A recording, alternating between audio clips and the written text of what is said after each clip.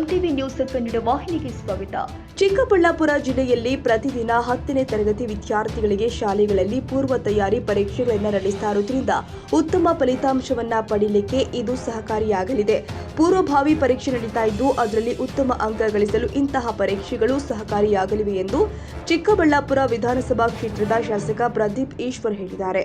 ಜಿಲ್ಲಾ ಪಂಚಾಯಿತಿ ಮತ್ತು ತಾಲೂಕು ಪಂಚಾಯಿತಿ ಚುನಾವಣೆ ಹತ್ತಿರವಾಗ್ತಾ ಇರೋದ್ರಿಂದ ನಾನು ಹಿರಿಯರ ಮಾರ್ಗದರ್ಶನದಲ್ಲಿ ಜಿಲ್ಲಾ ಪಂಚಾಯಿತಿ ಮತ್ತು ತಾಲೂಕು ಪಂಚಾಯಿತಿಗೆ ಹೋಗ್ತೀನಿ. ನನ್ನ ಮಾತು ಸಾಧನೆಯಾಗುವುದಕ್ಕಿಂತ ಸಾಧನೆ ಮಾತನಾಡುವಂತೆ ಮಾಡ್ತೀನಿ. ಹಕ್ಕಿ ಜ್ವರದ ಬಗ್ಗೆ ನೀವು ಯಾವುದೇ ರೀತಿ ಆತಂಕ ಪಡುವ ಅವಶ್ಯಕತೆ ಇಲ್ಲ. ನಾನು ಈಗಾಗಲೇ ಅದಕ್ಕೆ ಬೇಕಾಗಿರುವಂತಹ ಸೂಕ್ತ ವ್ಯವಸ್ಥೆ ಕಲ್ಪಿಸಿದ್ದೇನೆ. ನಾನು ಈಗಾಗಲೇ ಜಿಲ್ಲಾಧಿಕಾರಿಗಳೊಂದಿಗೆ ಹಾಗೂ ಆರೋಗ್ಯ ಅಧಿಕಾರಿಗಳೊಂದಿಗೆ ಮಾತುಕತೆ ಮಾಡಿ ಐಸೋಲೇಷನ್ ವಾರ್ಡ್ ಅನ್ನು ರಚಿಸಲು ಈಗಾಗಲೇ ಮಾರ್ಗದರ್ಶನ ಕೊಟ್ಟಿದ್ದೇನೆ. ಬೆಂಗಳೂರು ಲ್ಯಾಬ್ನವರ ಜೊತೆ ಸಂಪರ್ಕದಲ್ಲಿ ಇದ್ದೇನೆ. ಹಾಗೆ ಭೋಪಾಲ್ ಡಿಸಿ ಅವರ ಸಂಪರ್ಕದಲ್ಲಿ ಇದ್ದೇನೆ. ಹಾಗೆಯೇ ನನ್ನ ಸಂಪರ್ಕದಲ್ಲಿ ಇರುವಂತಹ ಲ್ಯಾಬ್ ಟೆಕ್ನಿಷಿಯನ್ಸ್ ಜೊತೆಗೂ ಕೂಡ ಸಂಪರ್ಕದಲ್ಲಿ ಇದ್ದೇನೆ.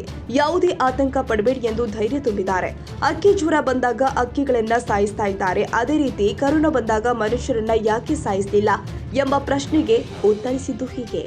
3-4 ಸ್ಕೂಲ್ಗೆ ಹೋಗಿದ್ದೆ, ಬಹಳ ಅನುಕೂಲ ಆಗ್ತಾ ಇದೆ.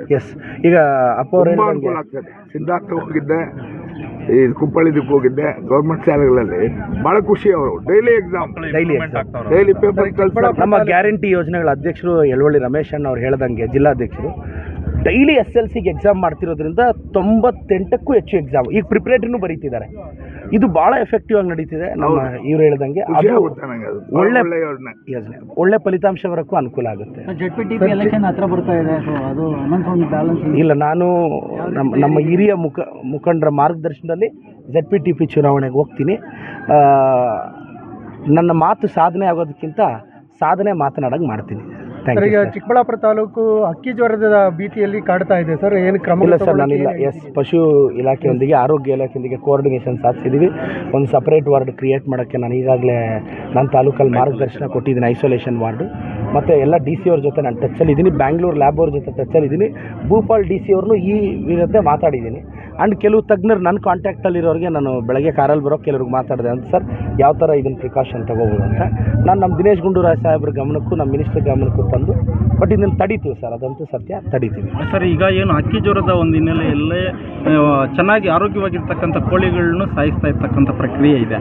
ಕೊರೋನಾ ಬಂದಾಗ ಮನುಷ್ಯನ ಸಾಯಿಸ್ತಿಲ್ಲ. ಇಲ್ಲ, ಹಂಗೆಲ್ಲ ಮಾಡೋಕ್ಕಾಗಲ್ಲ, ಇದು ಏನು ಮಾತಾಡೋಕ್ಕಾಗಲ್ಲ. ಇಲ್ಲ, ಈ ಅಕ್ಕಿ ಜ್ವರನ ಕಂಟ್ರೋಲ್ ಮಾಡ್ತೀನಿ, ಅಷ್ಟು ಮಾತ್ರ ಹೇಳ್ಬಲ್ಲ ಸರ್. ಓಕೆ, ಈಗ ಮನುಷ್ಯರಿಗೊಂದು ನ್ಯಾಯ, ಪಕ್ಷಿಗಳಿಗೊಂದು ನ್ಯಾಯ ಅಂತಂದ್ರೆ ಸರ್, ಈಗ ಚಿಕ್ಕಬಳ್ಳಾಪುರ ಜಿಲ್ಲೆ ಬಹುದಿನಗಳ ರೋಪ್ವೇ, ನಂದಿ ರೋಪ್ವೇಗೆ ತಡೆ ಸಿಕ್ಕಿದೆ, ಆಗ್ತಾ ಇದೆ ಅಂತ ಇದು ಬೇಜಾರಾಗ್ತಾ ಇದೆ. ಇಲ್ಲ, ಅದು ನಾವೆಲ್ಲ ದೊಡ್ಡಬಳ್ಳಾಪುರದ ಒಂದು ಲ್ಯಾಂಡ್ ಲಿಟಿಗೇಷನ್ ಇತ್ತು, ಸಾಲ್ವ್ ಮಾಡಿದ್ವಿ. ಅಷ್ಟೊತ್ತಿಗೆ ಇದು ಸ್ಟೇಗೆ ಹೋಗಿದ್ದಾರೆ ಪರಿಸರವಾದಿಗಳು. ನಾವು ಹಂಗೆ ಅಂತ ಪರಿಸರವಾದಿಗಳ ನಿಲುವನ್ನು ನಾವು ತೆಗೆದಾಕೋಕ್ಕಾಗಲ್ಲ ಜವಾಬ್ದಾರಿಯುತ ಶಾಸಕನಾಗಿ. ಆದರೂ ಅದನ್ನೆಲ್ಲ ವಿಶ್ವಾಸಕ್ಕೆ ತಗೊಂಡು ಅಭಿವೃದ್ಧಿ ಪಥದಲ್ಲಿ ಹೇಗೆ ಕೋರ್ಟ್ನ ಕನ್ವಿನ್ಸ್ ಮಾಡಿ ಕೋರ್ಟ್ ಡೈರೆಕ್ಷನ್ ಪ್ರಕಾರ ಹೋಗ್ತೀವಿ, ಕೋರ್ಟ್ನ ನಾವು ಕನ್ವಿನ್ಸ್ ಮಾಡೋಕ್ಕೆ ಯಶಸ್ವಿ ಆಗ್ತೀವಿ ಅಂತ ಬಯಸಿದ್ವಿ. ಸರ್, ನಿಮ್ಮ ಕನಸು ಎತ್ತಿನ ಹೊಳೆ ಎಲ್ಲಿವರೆಗೂ ಬಂತು, ಏನು ಮಾಡಿದ್ರಿ ಸರ್? ನಾನು ಹೇಳಿದೆ 2027 ಡಿಸೆಂಬರ್ ಒಳಗೆ ತರ್ತೀನಿ ಅಂತ. ಮತ್ತು ಆ ಎತ್ತಿನೊಳೆ ಯೋಜನೆಯಲ್ಲಿ ನಮ್ಮ DK ಸಾಹೇಬರು ನನಗೊಂದು 6 ಕೋಟಿ ಕೊಟ್ಟಿದ್ರು. ಅಂದರೆ ಅದು ಪಾಸ್ ಆಗೋದ್ರಲ್ಲಿ ಈ ಊರಿಗೆ 20 ಲಕ್ಷ ಹಾಕಿದ್ದೀನಿ.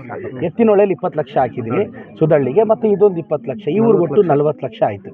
ಎತ್ತಿನೊಳೆ ಯೋಜನೆ 2027 ಡಿಸೆಂಬರ್ಗೆ ಎತ್ತಿನೊಳೆ ಗಂಗಾ ಮಾತೆಯನ್ನು ಚಿಕ್ಕಬಳ್ಳಾಪುರದ ಭೂತಾಯಿಯೊಂದಿಗೆ ಸ್ಪರ್ಶಿಸ್ತೀನಿ. ಇದಂತೂ ಇದು ನನಗೆ ಈಗಲೂ ನೆನಪಿದೆ. ಯಳವಳ್ಳಿ ರಮೇಶ್ ಅಣ್ಣವರು, ವೀರಪ್ಪ ಮೊಯ್ಲಿ ಸಾಹೇಬ್ರು ಅವ್ರ ಕಾಲದಲ್ಲಿ ನಾನೊಂದು ಸ್ಥಳೀಯ ವಾಹಿನಿಯಲ್ಲಿದ್ದಾಗ ಯಳವಳ್ಳಿ ರಮೇಶ್ ಅಣ್ಣವ್ರನ್ನ 2012 10ರಲ್ಲೇ ಒಂದು ಸಂದರ್ಶನ ಮಾಡಿದ್ದೆ. ಎಷ್ಟು ವರ್ಷ ಇವತ್ತೇನು ಅಂದರೆ ನಾನು ಶಾಸಕನಾಗಿದ್ದಾಗ ಅದು ಬರ್ತಿದೆ. ಆವತ್ತು ಇದಕ್ಕೆ ಭಾಳಷ್ಟು ಜನ ಶ್ರಮ ಇದೆ. ವೀರಪ್ಪ ಮೊಯ್ಲಿ ಸಾಹೇಬರು, ನಮ್ಮ ಕಾಂಗ್ರೆಸ್ ಮುಖಂಡರು, ನಮ್ಮ ಯಳವಳ್ಳಿ ನಮ್ಮೆಲ್ಲ ಮುಖಂಡರು, ರಮೇಶ್ ಅಣ್ಣಯಿಂದ ಹಿಡಿದು ಎಲ್ಲರೂ ಹಿರಿಯರು, ಅವ್ರ ಸಹಕಾರದಿಂದ ಬರ್ತಿದೆ. ಮೊದಲ ಕ್ರೆಡಿಟ್ ವೀರಪ್ಪ ಮೊಯ್ಲಿ ಸಾಹೇಬ್ರಿಗೆ ಹೋಗುತ್ತೆ.